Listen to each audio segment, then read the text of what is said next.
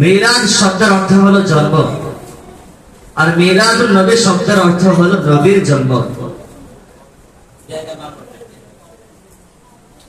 যখন ঘোর অন্ধকার গাঢ় অমানিসায় নিমজ্জিত হচ্ছিল পুরো পৃথিবী, অনাচার অবিচার বেবিচারে প্রকম্পিত হচ্ছিল পৃথিবীর আকাশ বাতাস, মায়ের সামনে মেয়েকে জীবন্ত কবর দেওয়া হতো, বাবার সামনে মেয়েকে দর্শন করা হতো, ঠিক তখনই আলোর দিশা নিয়ে মা আমিনার ঘরে জন্মগ্রহণ করেন হযরত মুহাম্মদ সাল্লাল্লাহু আলাইহি ওয়াসাল্লাম। সহিহ হাদিস থেকে জানা যায় রাসূল সাল্লাল্লাহু আলাইহি ওয়াসাল্লাম সোমবার দিন জন্মগ্রহণ করেন। কোন দিন? সোমবার দিন জন্মগ্রহণ করেন। আবু কাতাদা রাদিয়াল্লাহু তাআলা আনহু বলেন, রাসূল সাল্লাল্লাহু আলাইহি ওয়াসাল্লামকে সোমবার দিন রোজা রাখা সম্পর্কে জিজ্ঞেস করা হলে রাসূল সাল্লাল্লাহু আলাইহি ওয়াসাল্লাম বলেন, যালিকা ইয়াউমু উলিদাত ফি, আমি এই সোমবারে রোজা রাখি এজন্য যে আমি সোমবার দিন জন্মগ্রহণ করেছি। অন্য একজন সাহাবী হযরত আব্বাস রাদিয়াল্লাহু তাআলা আনহু তিনি বলেন, উলিদান নবিয়্যু ইয়াউমাল ইসনাইন, রাসূল সাল্লাল্লাহু আলাইহি ওয়াসাল্লাম সোমবার দিন জন্মগ্রহণ করেছেন। এই দুই হাদিস থেকে স্পষ্ট যে রাসূল সাল্লাল্লাহু আলাইহি ওয়াসাল্লাম সোমবারে জন্মগ্রহণ করেছেন।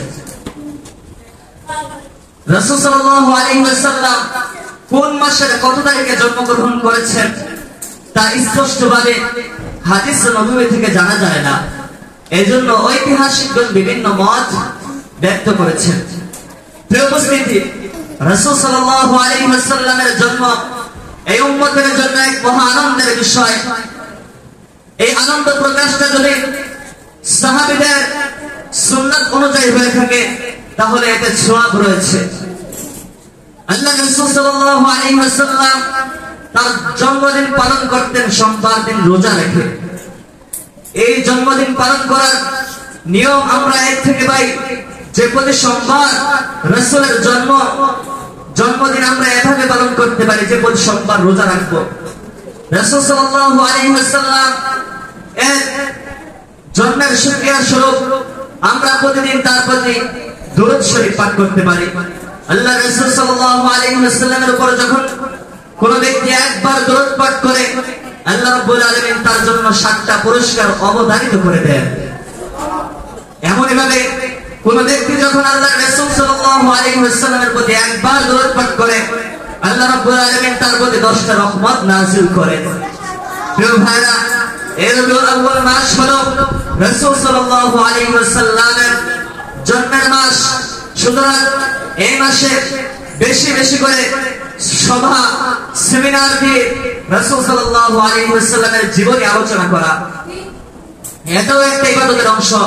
রাসূল সাল্লাল্লাহু আলাইহি ওয়াসাল্লাম কোন কাজ বেশি করতেন, কোন কাজকে ভালোবাসতেন, কোন কাজকে পছন্দ করতেন তা মানুষের সামনে উপস্থাপন করা, তা মানুষকে জানানো, রাসূল সাল্লাল্লাহু আলাইহি ওয়াসাল্লামের সিরাত মানুষের সামনে পাঠ করা, মানুষকে রাসূল সাল্লাল্লাহু আলাইহি ওয়াসাল্লাম এর আদর্শকে জানিয়ে দেওয়া।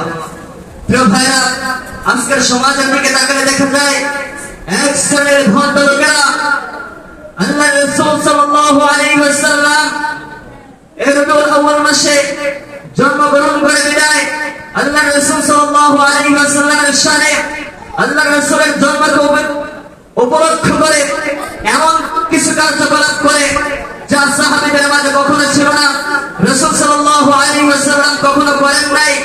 এমন কিছু কার্যকলাপ করে দিনকে তারা তাচ্ছিল্যের পাত্র বানিয়েছে। সুতরাং যারা এই রবিউল আউয়াল মাসকে উসিলা করে, রাসূলের জন্মকে উসিলা করে জশ্নে জুলুস করে, দাঁড়িয়ে দাঁড়িয়ে মিলাদ পড়ে, মিষ্টি বিতরণ করে, রাসূল সাল্লাল্লাহু আলাইহি ওয়াসাল্লামের সিরাতকে বাদ দিয়ে জন্ম নিয়ে লাফালাফি করে, তারা তদারক ছাড়া কিছুই হতে পারে না। প্রিয় ভাইরা, সুতরাং যারা এই ধরনের কাজ করে তাদেরকে যথাসম্ভব বাধা দিতে হবে। এই উদার আহ্বান সকলের মধ্যে থাকবে।